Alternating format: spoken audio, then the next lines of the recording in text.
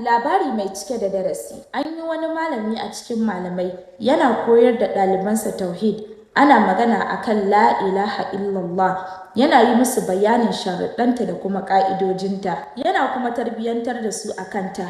Ana cikin haka sai wata rana ɗalibarsa ɗaya daga ciki ta kawo masa kyautar tsuntsun aku. Dama shi malamin yana son kiwon tsuntsaye da kuma dabbobi. Sai ya zamana duk sanda malamin nan zai je masa karatu yana tafiya da akun nan. Yau da gobe har aku ta iya faɗin la ilaha illallah, kuma tana yawan faɗin kalmar dare da rana. Wata rana sai waɗannan ɗaliban na malamin nan suka zo suka samu malamin su yana ta kuka. Sai suka tambaye shi me yasa yake kuka. Sai malamin nan ya ce ai kyanwa ce ta cinye masa wannan akun nasa. Sai ɗaliban suka ce to ya daina kuka, in dai akan haka ne za su kawo masa akun da tafi wannan. Sai malamin nan ya ce shi ba don haka yake kuka ba, yana kuka ne saboda lokacin da kyanwar nan ta zo za ta cinye akun, sai akun nan take ta ƙara, ta manta da faɗin la ilaha illallah. Saboda ita aku ta san kalmar a baki ne kawai amma bata san ta a zuciya ba. Shi yasa nake kuka, ina tsoron nima kada mutuwa ta zo min na manta da faɗin la ilaha illallah kamar yadda aku ta manta da ita.